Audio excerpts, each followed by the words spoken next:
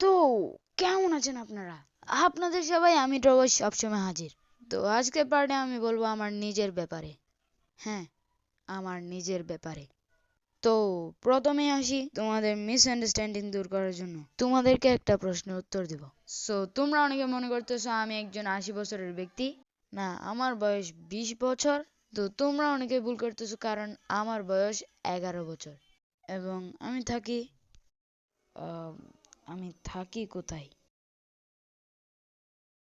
ওই ওই, তুই আমার কথা শুনতেছস? আরে কি ভাই, আমার বাড়ি কোথায়? ভাই আপনি তো চট্টগ্রামের মানুষ।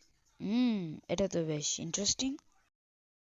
তো আমি থাকি চট্টগ্রামে। তোমরা হয়তো শুনেছো চট্টগ্রামের ফেমাস গানটা।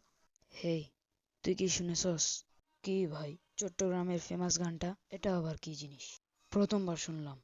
এটা আবার কি জিনিস ভাই? কিছু না।